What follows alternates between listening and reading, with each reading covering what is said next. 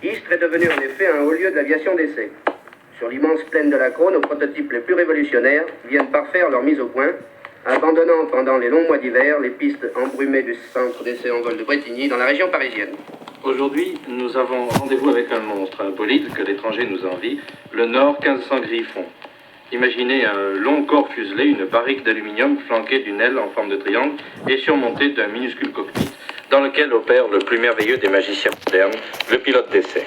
André Turca, je crois que vous êtes le pilote d'essai de cette merveilleuse machine. Nous aimerions bien que vous nous en parliez. Eh bien, sa forme bizarre est au fond la moindre de ses anomalies ou de ses originalités. Ce qui est le plus important, c'est ce qu'il y a à l'intérieur. Mais c'est surtout le statoréacteur, c'est-à-dire qu'en dehors du turboréacteur qui est là pour lui permettre de décoller, d'atterrir, de prendre sa vitesse, le statoréacteur est vraiment le propulseur révolutionnaire de cet avion. Et c'est lui qui nous a permis d'atteindre des grandes vitesses qui nous mettent déjà en tête des avions européens. On a parlé également de cet avion pour un sujet bien particulier, car, paraît-il, le Griffon s'est attaqué au cours de ses vols d'essai au fameux mur de la chaleur. L'avion se trouve échauffé, bien que naviguant dans une stratosphère qui est à moins 50 ou moins 60 degrés, se trouve porté à des températures avoisinant 100 degrés. Mais tout à l'heure, au cours de ce vol record, vous aurez donc une paroi de fuselage à l'extérieur qui sera portée à 100 degrés?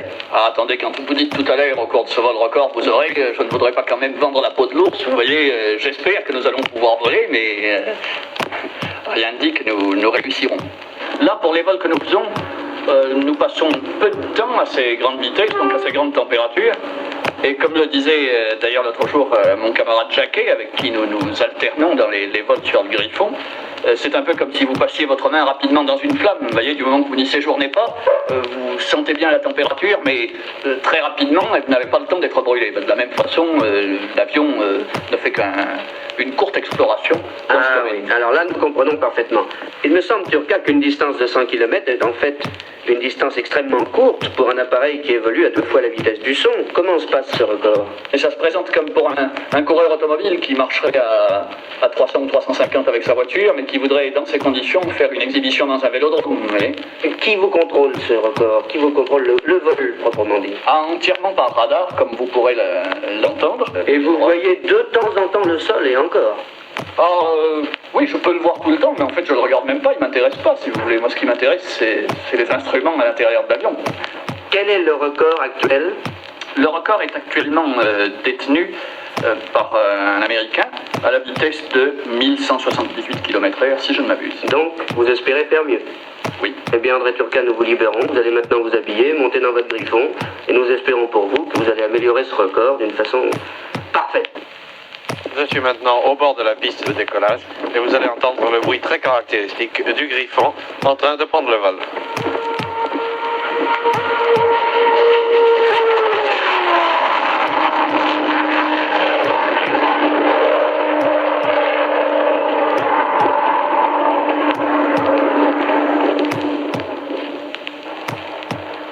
Ok, je vous reçois 3 sur 5, je viens de décoller et je fais mon circuit pour le Nord 4000. D'accord, nous ne vous avons pas encore accroché. Oh, ben ça me saurait tarder, hein. Vous entendez la conversation entre André Turca et Bernard Curis, l'ingénieur d'essai, qui du camion radio reste en communication permanente avec André Turca, qui est à bord du Griffon et qui est en train de préparer la mise en route, qui est en train de se mettre sur l'axe de départ de la base triangulaire pour essayer de battre le record.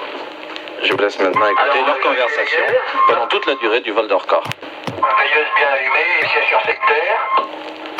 Ok, c'est bon, position 5. Je suis paré maintenant pour l'allumage.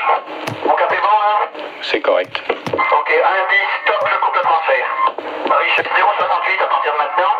1-20, stop. Alors, attention pour l'entrée sur base. 3, 2, 1, top. Voilà, le Griffon vient d'entrer sur la base et la tentative de record est commencée à l'instant même. Ça accélère vite à 1-5, stop. Vers un 7, réduction turbo. Oui. 1-6. Je réduis un peu le stato, hein? Correct. Tu vas bientôt arriver au virage. Oui, 1-7. Attention, virage, top. Ok, 2G5. C'est correct. On continue déjà 30 km de parcouru et les temps semblent être corrects en faveur du nouveau record. Ok, c'est correct. Ça va, je suis au niveau des Cyrus, 1,75 maintenant, toujours 3G maintenant. Ok, desserre un peu. Alors attention, 3, 2, 1, top. Ok, j'affiche richesse maximum. Ok, essaye de desserrer un peu à droite. Oui, ok, un petit coup à droite. Alors, température extérieure 94 à peu près. Oui, température 100 degrés maintenant, Mach 203. Oui, il commence à faire chaud là. Attends, tu vas bientôt sortir de la base. 3, 2, 1, top. Ok, j'éteins le stato, transfert remis. Ok, correct. Voilà, la tentative de record est terminée. Il reste maintenant à vérifier les chronos et savoir. Ça a donné 221 secondes. Qu'est-ce que ça fait comme vitesse ça? Ça doit faire dans les 1630 à 1640. On regardera ça tout à l'heure. Ah oui, bah c'est correct là, alors on peut pas dire qu'il soit pas battu là. Ah, il est sûrement battu, mais on peut peut-être faire mieux. Oui, d'accord, on pourrait déjà commencer à préparer le champagne là. Ouais. Bon, pétrole restant. 235 litres. Vous voyez, on parle champagne, mais on continue à parler quand même pétrole. Et malgré tout, il n'en reste pas moins parce que le record est battu et que le Griffon amorce maintenant les manœuvres de retour en piste d'atterrissage.